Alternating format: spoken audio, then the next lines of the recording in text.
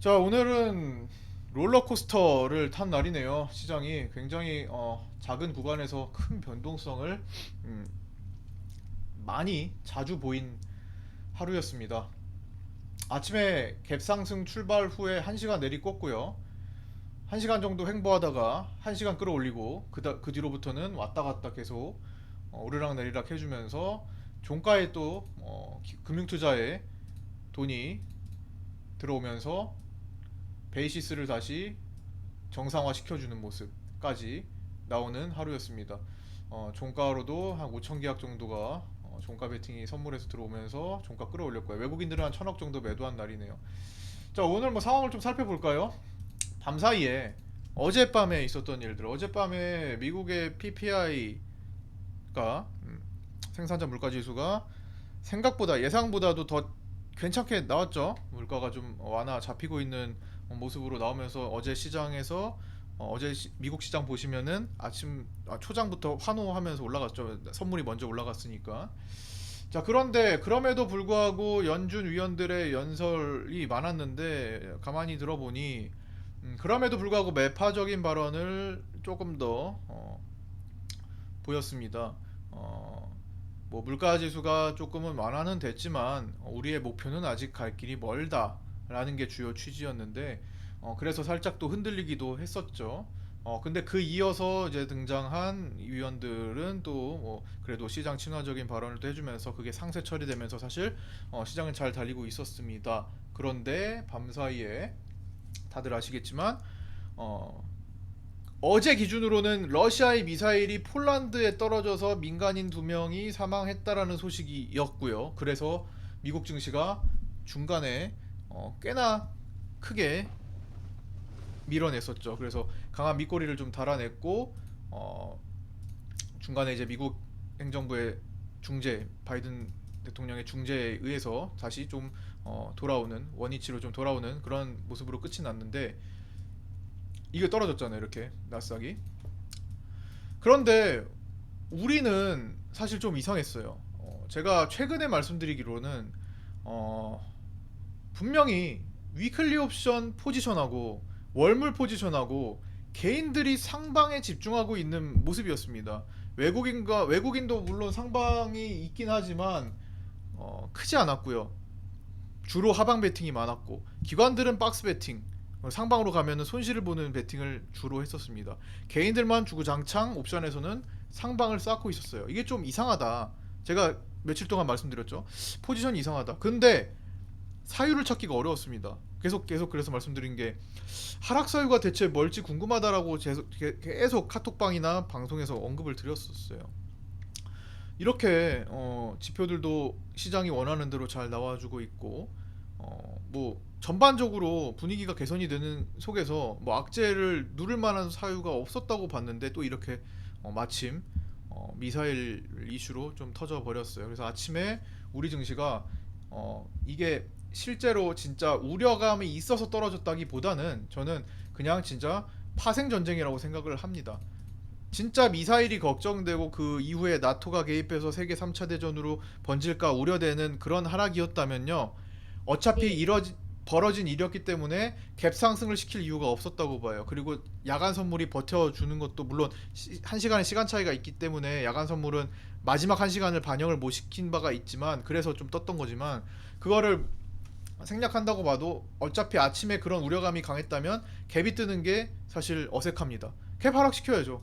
진짜 진짜 큰 문제가 발생한 거라고 생각한다면 그래서 실질적으로는 우려감이 컸다면 갭 하락해가지고 이런 식으로 떨어지는 게 맞죠. 갭을 이렇게 메우러 가는 게. 근데 갭 상승 시켰단 말이에요. 장중에 포지션 싸움이 있었다라는 거죠. 결국에는 갭 상승을 시키면서 동시에 콜옵션 가격에 대해서 조금 상승한 콜옵션 가격에 대해서 외국인들이 청산을 바로 때리기 시작했습니다. 수급 전쟁이라는 거죠. 개인들은 상방 베팅을 하고 있다가 충격이죠. 갑자기 이렇게 급락하면서 콜옵션 가격이 막 떨어지니까 상방 베팅한 개인들 당황했을 겁니다. 그러면서도 동시에 개인들이 콜옵션을 바닥에서 바짝 늘렸어요. 위클리 콜옵션 말씀드리는 거예요. 위클리 콜옵션 325포인트에 대해서 개인들이 장악을 했었습니다. 초반에 약 평균 단가 0.4 정도로 0.4 정도로 평균 단가를 만들고 장악을 했었습니다. 그런데 오늘 그 위클리 콜옵션 325에 대한 가격이 이동 범위가 아침 최저가 0.15였고요. 그 다음에 장중에 다시 올라갈 때 최고점 범위가 0.71이었습니다. 자, 분명히 개인들의 평단가 0.4에서 큰 손실과 수익 구간을 다 봤어요. 그러면서 개인들이 325 콜 자리에서 대부분 오늘 샀던 것을 반납합니다. 종가는 0.34로 끝났어요. 결국에는 실질적으로 0.4에서 0.3이 된 겁니다. 평단가, 개인들의 평단가 0.4인데 오늘 0.34로 끝난 거예요. 손실로 끝난 거예요. 결국에는 익절하지 않은 사람들은 손실로 끝난 겁니다. 근데 대부분 막판에 매도했기 때문에 큰 재미를 못 봤던 걸로 저는 판단이 되고요. 큰 재미를 개인들이 보지 못한 상태에서 325포인트에 대한 위클리 콜옵션이 싹 정리가 됐어요. 물론 오늘 산 것에 대해만 정리가 돼서 아직은 물량이 좀 남아있긴 합니다. 그걸 참고해서 저는 전략을 짤 거고요. 그러면서 외국인들은 320에 대한 방어선을 구축합니다. 제가 이거 카톡방에 다 포지션 올려드렸던 거예요. 자, 오늘 장중에 제가 말씀드린 바로 있었죠. 위클리 옵션과 월물 옵션 그리고 선물 포지션에 대해서 주식 매매를 하는 사람들 입장에서도 필수적으로 따져봐야 된다. 오늘 다들 느끼셨겠지만 어색한 수급 포지션이 있으면 결국엔 어떤 사건이 발생한다라는 걸 또 확인했습니다. 사건이 도저히 발생하지 않을 것 같음에도 불구하고 옵션 포지션이 어색하다면요, 반드시 옵션 포지션 쪽을 더 신뢰하는 게 좋다라고 생각을 다시 한번 하는 하루였어요. 사건은 발생하면 되는 거고, 그죠?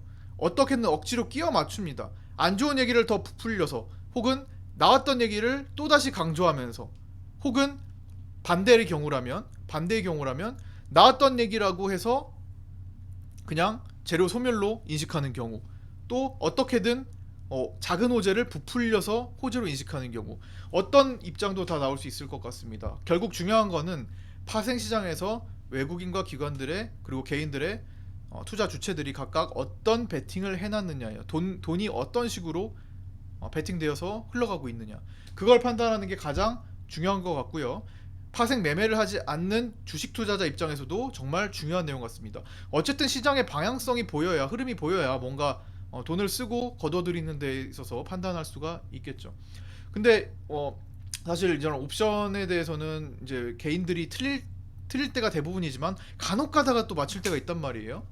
그래서 그런 변수들이 있어서 이번에는 정말 하락할 만한 사유가 딱히 없어서 중간에 PPI가 잘 나왔길래 이제 밤에도 더 이상 내용 없다라고 생각하고 저도 잤거든요. 그런 상황에서도 이렇게 변수가 생기는 거 보니까 결국에는 파생 포지션을 주식 투자자 입장에서도 꼭 챙겨야 된다라는 생각을 다시 한번 했습니다. 그 참고로 봐두시고요. 그래서 결국에는 종합적으로 카톡에 정리해둔 글을 잘 보시면은 320 외국인 방어선과 개인들의 325가 방어하는 요 사이, 외국인은 320 밑으로 방어해주고 개인들은 325 위로 베팅을 했기 때문에 이 자리를 사이에 두고 싸울 건데 점점 개인들의 325 벽이 뚫릴 가능성이 높아졌습니다. 오늘 현재 종가로 코스피 200이 321.96이에요. 321.96. 대충 322입니다. 자, 320 외국인 방어선 구축과 325 개인들의 방어선이 뚫릴 가능성이 높다면 내일 개인들이 특별하게 악재가 밤사이에 발생하지 않는다면, 오늘 미국 소매 발표 있죠? 그 다음에 또 연준 위원들 연설이 있습니다. 뭐 그런 것에서 그 다음에 엔비디아 실적 발표 있고, 이런 것들에 대해서 큰 악재가 발생하지 않는다면 322에서 325로 더 향해 가는데 힘을 쓸 수 있지 않을까 생각을 해보고 있습니다. 그럼 내일 위클리 옵션에서 풋옵션 쪽에서 개인들이 베팅이 들어가야겠죠. 그러면 거기에 따른 전략, 내일 분위기가 강한 분위기로 잡힌다면 만기 포지션만 조금 신경 쓰면서 그 다음에 가진 돈을 조금 써보는, 마지막으로 좀 베팅을 해보는 그런 준비도 적합할 것 같습니다. 오늘 하단부를 잘 보고 왔기 때문이에요. 최근에 이틀 전에 시장이 선물이 윗꼬리 달고 그다음 이틀 동안 아랫꼬리를 달고 왔어요. 그쵸? 자, 여기 윗꼬리 달고 아랫꼬리를 두텁게 달고 왔기 때문에 이 부분을 갭 소화를 매물 소화를 시도하는 부분으로 인식을 한다면 한 번 더 특이사항이 없는 한 한 번 더 올라갈 수 있는 환경이 되지 않았나 싶습니다. 다만 중간에 이제 미국 증시가 중간에 어떤 식으로 움직이느냐에 따라서 다시 한번 치러 갈 수도 있으니까 너무 공격적으로 보는 거는 조금 자제해야 될 겁니다. 내일 위클리 옵션 만기고요. 수능일입니다. 전체적으로 종합적으로 수급 바뀌는 거를 체크하면서 장중에 제가 다 카톡방에 올려드릴 테니까 그걸 체크하면서 분위기 파악해 가면서 나머지 자금을 투입하시는 게 좋을 것 같습니다. 자, 오늘 종목들에 대해서는 보유 종목들에 대해서는 큰 특이사항이 없었고요.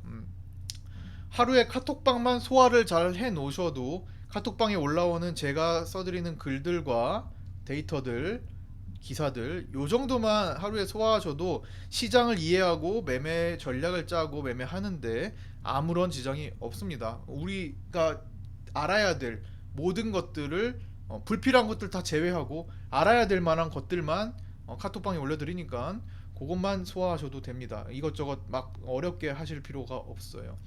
그 다음에 이제 방송 보실 수 있는 분들은 이제 방송 들어오셔서 같이 소통을 하시고 하면은 될 것 같습니다. 그 다음에 이제 카톡방에 종목들 다 제시해드리는 거고 직장인분들 큰 고민할 필요 없게 만들어 드리고 있는 거고요. 자, 오늘 하여튼 오전에는 조금 좀 떨어지는 게 살벌하더라고요. 1시간 동안 내를 꽂는 게 좀 거칠게 떨어졌다가 그래도 소화를 하고 장중에 또 매물 소화를 잘 했으니까 너무 큰 걱정하지 마시고 편안히 저녁 시간 그다음에 밤 시간 보내셨으면 좋겠습니다. 여기까지 마칠게요. 카톡방 함께 하시고 싶으신 분들 오픈 카톡 유종구 검색하시고 혹은 유튜브 댓글에 주소 올려져 있는 거에 들어오셔서 문의해 주시면 됩니다. 마치겠습니다. 오늘도 고생 많으셨고요. 내일 아침 8시 반에 아프리카TV 라이브 방송에서 혹은 카톡방에서 뵙도록 하겠습니다. 감사합니다. 마칠게요. 그 다음 유튜브 구독과 좋아요, 알림 설정도 부탁드리고요. 응원의 댓글도 환영합니다. 감사합니다. 마치겠습니다. 수고하셨습니다. 오늘도 고생 많으셨습니다. 감사합니다. 수고하셨습니다. 감사합니다. 수고하셨습니다. 수고하셨습니다. 내일은 9시 반 아닌가요? 1시간 늦게